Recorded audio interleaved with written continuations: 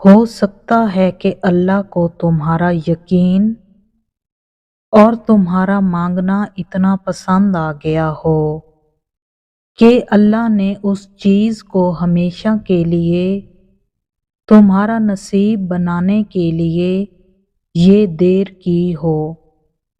सिला बनाने के लिए अल्लाह इंतजार भी बढ़ा देता है और तुम्हें तो अंदाजा भी नहीं है कैसे अल्लाह आँख के सामने और आँख के अंदर का मंजर बदल देता है। अल्लाह पल में क्या से क्या कर देगा, तुम तो ये सोच भी नहीं सकते। अल्लाह को उस दिल से प्यारा और क्या होगा जो रोज तहज्जुद के सजदों में टूट कर उसके सामने बिखर जाता है, लेकिन फिर भी उसके मौजज़ों के लिए धड़कता रहता है। तवक्कुल करो जैसे नूह अलैहिस्सलाम ने दौराने सैलाब किया। तवक्कुल करो जैसे इब्राहीम अलैहिस्सलाम ने दहकती हुई आग में किया। तवक्कुल करो जैसे मूसा अलैहिस्सलाम ने समंदर पर चलते हुए किया। तवक्कुल करो जैसे यूसुफ अलैहिस्सलाम ने अंधे कुएं में किया। तवक्कुल करो जैसे यूनुस अलैहिस्सलाम ने मछली के पेट में किया। तवक्कुल करो जैसे बीबी हाजरा ने तपते हुए सहरा में किया। तवक्कुल करो जैसे ज़िक्रिया अलैहिस्सलाम ने अपनी बीवी के बांझ होने के बावजूद औलाद की दुआ करते हुए किया। बस यकीन रखो, अंधा यकीन। फिर देखो कैसे मुकद्दर बदलते हैं, कैसे आजमाइशों के पहाड़ रेजा रेजा होकर टूट जाते हैं, कैसे मौजज़ों के दरवाजे खुलते हैं। अल्लाह तो अनकही दुआएं भी जानता है, लेकिन उसे पसंद है जब तुम खुद उससे मांगते हो। जैसे एक मर्तबा दौराने वही जब हज़रत मूसा अलैहिस्सलाम खामोश बैठे थे तो अल्लाह ने फरमाया, ए मूसा, ये तुम्हारे दाएं हाथ में क्या है? तो मूसा कहने लगे, ये मेरी लाठी है, मैं इस पर टेक लगाता हूँ या अल्लाह, और मैं अक्सर इसके साथ बकरियों पर पत्ते भी झाड़ता हूँ। हालांकि अल्लाह तो पहले ही से जानते थे कि ये मूसा की लाठी है, लेकिन फिर भी अल्लाह ने मूसा से सवाल किया, क्योंकि अल्लाह ताला को मूसा अलैहिस्सलाम की आवाज़ सुननी थी।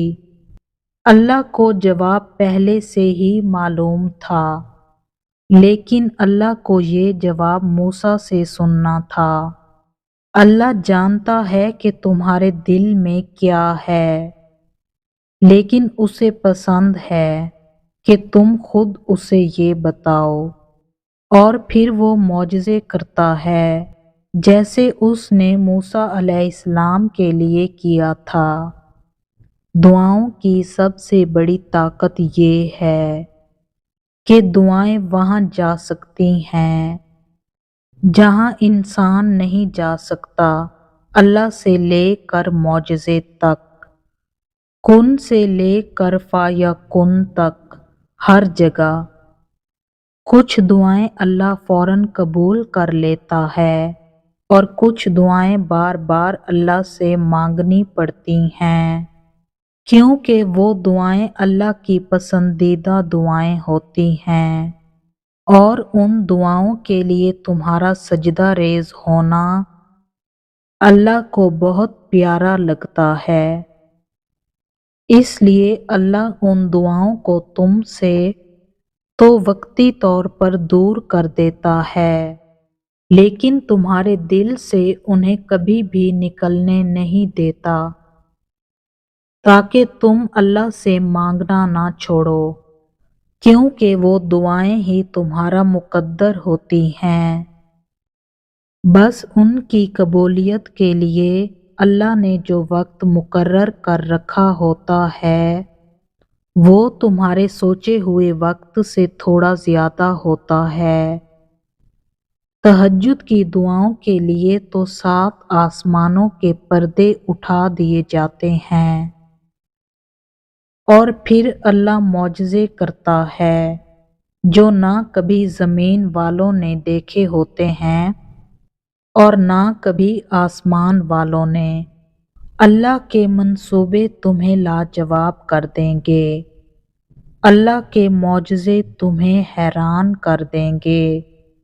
تمہاری تہجد کی دعائیں ہی تمہارے لیے معجزوں کے راستے بنائیں گی، اور پھر تم انہیں اپنا مقدر بنتے ہوئے دیکھو گے جن کے ملنے کا تم تصور بھی نہیں کر سکتے تھے، کیونکہ مرہم صرف اللہ ہی دے سکتا ہے، اور جو صبر کرتے ہیں اور توکل رکھتے ہیں ان کے لیے اللہ نیک ذریعے بنا دیتا ہے اور انہیں نواز دیا جاتا ہے اس سے بھی بہتر جو انہوں نے کھویا ہوتا ہے۔ یقین رکھو حقیقت کے کھلنے تک، اور چھوڑ دو اس جگہ سے مرہم ڈھونڈنا جہاں سے زخم ملا ہو۔ کیوں بھاگ رہے ہو تم پھر اس کے پیچھے جس سے اللہ نے تمہیں بچا لیا؟ اپنے لیے تو سب ہی اسے پکارتے ہیں، تم اللہ کو اللہ کے لیے پکار کر دیکھو۔ کیوں روتے ہو ان کے لیے جنہوں نے تمہیں دھتکار دیا؟ قرآن پاک کا حرف حرف جس کی محبت کا گواہ ہے، تم کبھی اسے چاہ کر تو دیکھو۔ اللہ کو بے ترتیب دعائیں بہت پسند ہیں، کیونکہ تب زبان نہیں دل بولتا ہے، اور دل کی بولیاں عرش والے سے بہتر اور کون سمجھ سکتا ہے۔ تمہیں جتنی محبت اپنی دعاؤں سے ہے اللہ کو اس سے زیادہ محبت تم سے ہے، اس لیے اللہ نے تمہیں ان سے دور کر دیا ہے جو تمہارے لیے صرف تکلیف کا باعث تھے۔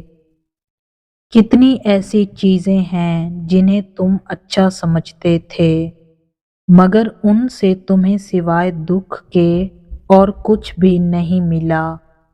جو کسی کے ساتھ غلط نہیں کرتے ان کے ساتھ اللہ کبھی بھی غلط نہیں ہونے دیتا۔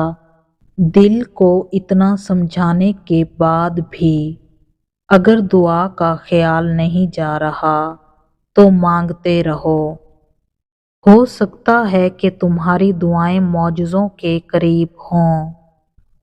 سجدے تو بعد میں آتے ہیں، تہجد کی بس نیت کر لینا ہی اللہ کو راضی کر دیتا ہے۔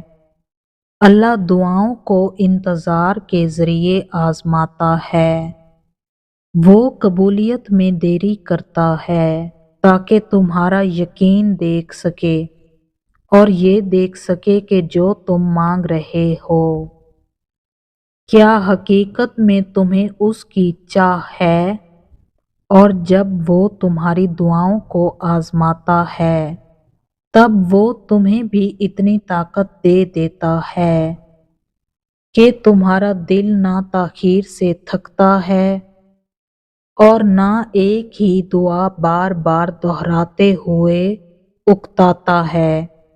تو اگر دل کو اتنا سمجھانے کے بعد بھی دعا کا خیال نہیں جا رہا تو مانگتے رہو، ہو سکتا ہے تمہاری دعائیں معجزوں کے قریب ہوں، ہو سکتا ہے اب تمہارے صلے کا وقت ہو، تب بھی اللہ نے تمہیں اس دعا پر اٹکا رکھا ہو سکتا ہے یہ آخری موقع ہو وہ پانے کا جو تم نے کھو دیا تھا۔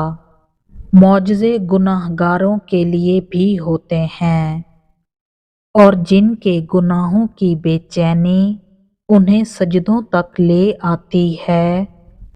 غلطیاں تو سب کرتے ہیں، لیکن جن پر اللہ نے اپنا کرم کرنا ہوتا ہے اللہ انہیں ان کی غلطی پر گمراہ نہیں رہنے دیتا، وہ انہیں راستہ دکھاتا ہے، توبہ کا راستہ۔ اور پھر جب وہ اس راستے کی جانب لوٹ آتے ہیں تو اللہ بھی انہیں معاف کر دیتا ہے۔ جو معافی کے طلبگار ہوتے ہیں اللہ انہیں کبھی بھی رسوا نہیں ہونے دیتا۔ تمہاری تڑپ اور تمہاری بے چینی کا تمہیں جائے نماز تک لے آنا ہی اس بات کی دلیل ہے کہ اللہ نے معاف کر دیا ہے، اللہ نے تمہیں سن لیا ہے۔ توبہ ان رکاوٹوں کو ہٹا دیتی ہے جو تمہاری دعاؤں کو اللہ تک پہنچنے سے روکے ہوئے ہوتی ہیں۔ دیر کبھی بھی نہیں ہوتی، اللہ کو تو ہر پل تمہارا انتظار رہتا ہے، اور یاد رکھو اللہ ان کو سب سے زیادہ عزیز رکھتا ہے جو کتنا ہی کیوں نہ بھٹک جائیں، لیکن اللہ کے در کا راستہ کبھی نہیں بھولتے۔ جو تھک ہار کر ہی سہی لیکن واپس لوٹ آتے ہیں، کیونکہ اللہ تو سب کا برابر ہی ہوتا ہے، وہ دلوں کو بدلنے والا رب ہے، وہ عنقریب تمہارا دل بھی بدل دے گا۔